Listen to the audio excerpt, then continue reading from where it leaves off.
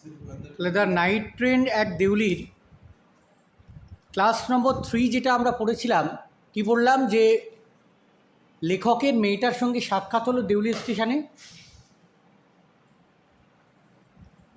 এবং সেই সাক্ষাৎটা মোটামুটি একটা মিষ্টি সাক্ষাৎ ছিল, যেটা ট্রেন যাত্রার বাকি সময়টা সে সেই সাক্ষাৎটা নিয়ে ভেবেছিল, কিন্তু যখন তার দিদার বাড়িতে সে 2 মাস সময় কাটিয়েছিল, তখন ধীরে ধীরে এই সাক্ষাৎটা তার কাছে মিলিয়ে গিয়েছিল। কিন্তু যখন আবার তার 2 মাস বাদে যখন সে ফেরার জন্য তার ট্রেন ধরল, তখন কিন্তু মেয়েটার কথা তার মনে পড়ল।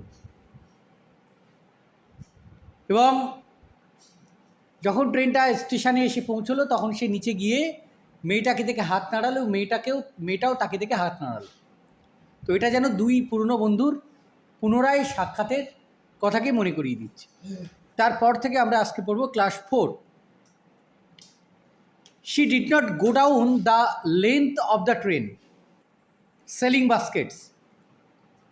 মেয়েটি ঝুড়ি বিক্রি করার জন্যে ট্রেনের বাদবাকি যে অংশ যেটা ছিল সেখানে সে গেল না, but came straight to the tea stall. সে সরাসরি চলে এলো সেই চায়ের দোকানের কাছে।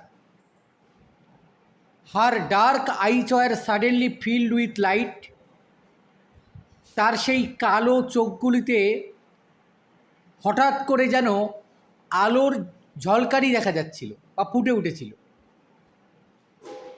We sat nothing for some time. আমরা বেশ কিছুক্ষণ কোনো কথাই বললাম না।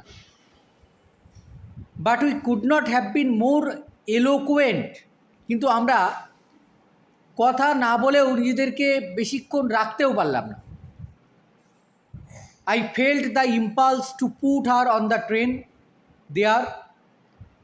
আমি নিজে অনুভব করছিলাম যে যদি আমি তাকে ট্রেনে করে আমার সঙ্গে করে নিয়ে যেতে পারি,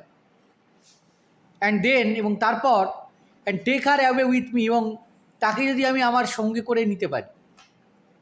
I could not bear the thought of having to watch her recede into the distance of Deoli station. কারণ আমি এটা সহ্য করতে পারছিলাম না যে এত দূর থেকে তাকে আমাকে দেখতে হবে, তার কথা আমাকে ভাবতে হবে। 18 বছরের যে ইনফ্যাচুয়েশন, যে মোহ, যে মায়া, সেটা ফুটে উঠছে এখানে। I took the baskets from her hand. আমি তার হাত থেকে ঝুড়িগুলোকে নিলাম। And put them down on the ground. সেগুলোকে রেখে দিলাম মাটিতে। She put out her hand for one of them. সে সেগুলোকে আবার তোলার জন্য একটা হাত বাড়ালো। But I caught her hand and held it. কিন্তু আমি তার হাতটা ধরে ফেললাম। I have to go to Delhi, I said. আমি বললাম আমাকে তো দিল্লি যেতে হবে। তাহলে এবার বুঝতে পারছো সে কেন দিল্লিতে থাকে, কী করে আমরা বুঝলাম? আমাকে তো দিল্লি যেতে হবে। She nodded. মেয়েটিও মাথা নাড়ালো। I do not have to go anywhere. মেয়েটা বলল আমি তো কোথাও যাব না, বা আমার তো কোথাও যাওয়ার নেই। The guard blew his whistle for the train. ঠিক এই সময়ে ট্রেনের গার্ড সে বাঁশি বাজিয়ে দিল টু লিভ, যাওয়ার জন্যে বা ট্রেনটা ছেড়ে দেওয়ার জন্যে। And how I hated the guard for doing that. আর আমি এমনটা করার জন্যে কিন্তু গার্ডকে ভীষণ ঘৃণা করছিলাম। ঠিক আছে, তাহলে গার্ডকে কেন ঘৃণা করছিল সেটা কিন্তু মনে রাখতে হবে।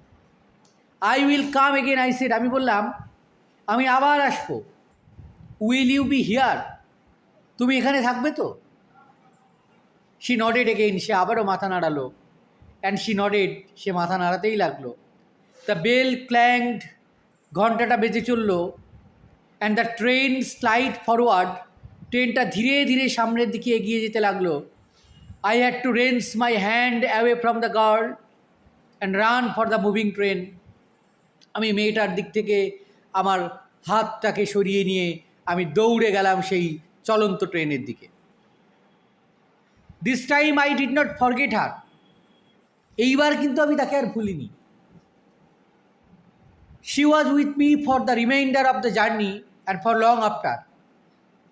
সে আমার যাত্রার বাকি অংশটা জুড়ে ছিল, আর তারপরেও আরও অনেক দিন বা আরও অনেকটা সময়। All that year she was a bright living thing. সারাটা বছর জুড়ে সে আমার কাছে ছিল একটা উজ্জ্বল জীবন্ত, মানে আমার কাছে উজ্জ্বল আর জীবন্ত হিসেবে সে আমার কাছে ছিল। And when the college term finished, আর যখন কলেজের সেইবার টার্ম শেষ হলো, আই প্যাকড ইন হেস্ট, আমি দ্রুততার সঙ্গে আমার জামা কাপড় গুছিয়ে নিলাম, ব্যাগ গোছালাম, and left for Dehra earlier than usual, এবং স্বাভাবিক সময়ের আরও আগে আমি দেহরার উদ্দেশ্যে রওনা দিলাম। My grandmother would be pleased at my eagerness to see her, আমার দিদিমা হয়তো খুশি হবেন আমাকে এত তাড়াতাড়ি তার কাছে আসতে দেখি বা তার সঙ্গে সাক্ষাৎ করতে দেখি। পড়া থাকবে এই পর্যন্ত, মার্ক করে নাও।